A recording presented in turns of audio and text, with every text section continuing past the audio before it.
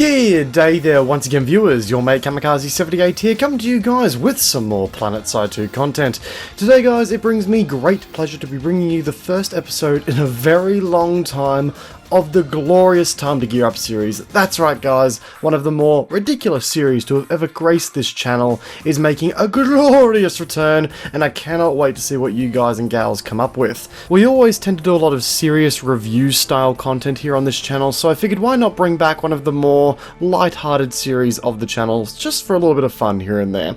But with that, I'm sure that there are some of you guys who aren't familiar with this series, considering that the last episode we did I think was about 3 years ago. Well, this is my Loadout challenge series for Planetside 2, where every episode we feature a loadout suggested by you evil lot. Whether this loadout is as stupid as the dickhead driver that almost crashed into you today, or as effective as the SEAL Team 6. Top rated comment of the episode gets featured as the loadout in the next one. It's pretty simple stuff. The only caveat is that there is going to be some stuff, especially implants and directive weapons, that I won't have access to on all factions, so just keep that in mind when putting forth your suggestions, but please do get creative. Use some of the old episodes if you need some inspiration for stupid shit that you can make me do.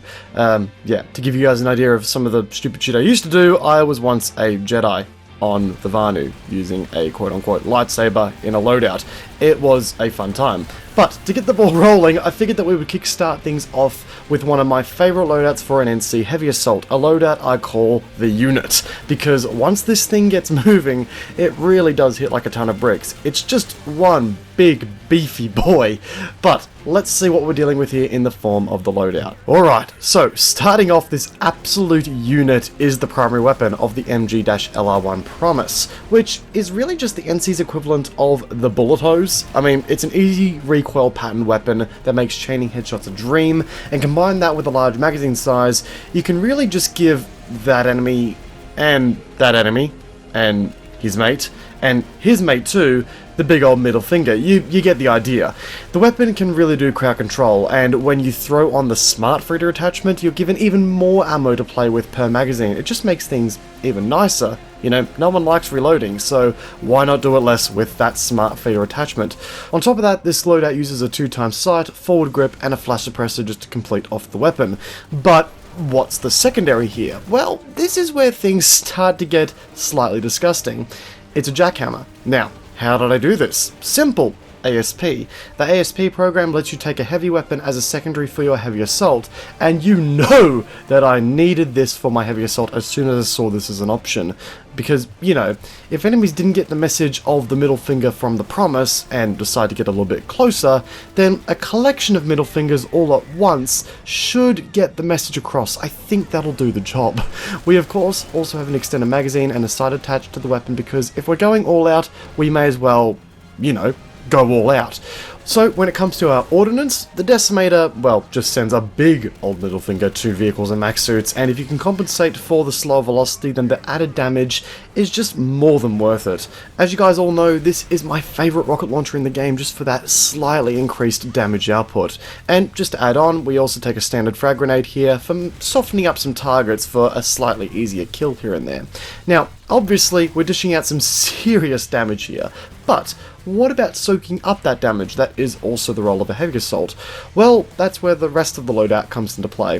First things first, the most important part of the loadout in my opinion, the ability slot, aka the Adrenaline Shield. This thing just really complements the devastating damage that this loadout can dish out by replenishing your shields every time you manage to snag a kill, which could just be what you need for the next bloke that tries to get the jump on you. Following up is the suit slot, which comes at us in the form of nanowave armor, which is now a default unlock for the heavy assault, because you know, once our overshields finally go down, there's a little evil part of me that just has to strip any little hope the enemy has left to kill us by using just even more damage resistance. The utility slot is equipped with medkits because we are clearly just a one-man army that needs no medic. We are a strong, independent heavy assault that need no man. As far as implants go, well, this is where things get even more filthy.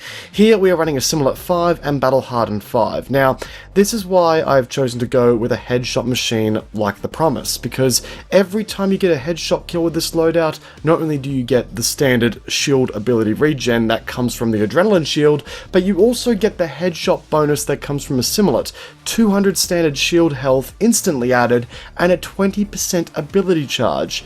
I do not understate this when I say that this makes you a literal walking tank. But, of course, for a loadout that's carrying this much firepower, it's nothing short of cheap. This has somewhat been the culmination of a long-term project for me, trying to maximize just what a loadout like this can do, and the cert costs illustrate that. This thing is going to run a minimum of 3,200 certs just to get your basic stuff for the kit, at a maximum of 6,610 certs to get everything maxed out completely. And I want to clarify that this doesn't include the cost of having to roll RNG loot boxes to get the desired implants and the ISO from breaking down duplicates to get them to max rank. It's a expensive process. So guys, you know how people spend years upon years in their favorite MMO grinding out characters, min-maxing their stats to create the most godlike being to have ever graced the realm of existence? Well, this is sort of my equivalent to that.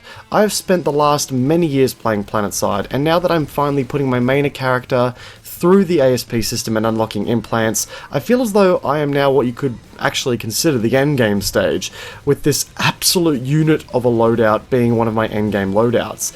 Everything about this loadout is designed to work with one another to create something that can just fucking send it in every situation it comes across, and it feels great. The Promise is a headshot chaining machine with a large magazine that means that you can hold the fort or keep up a relentless assault with that 150 round magazine, and a constantly regenerating adrenaline shield if you can keep the kills rolling.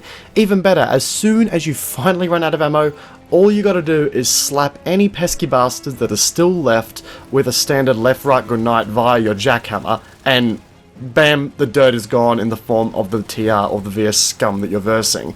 It's a loadout that you can really just use to assert your dominance, really, on any son of a bitch that tries to even move you.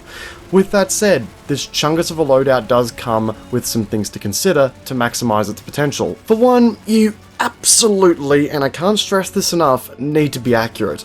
More specifically, you need to target headshots to get the most out of it.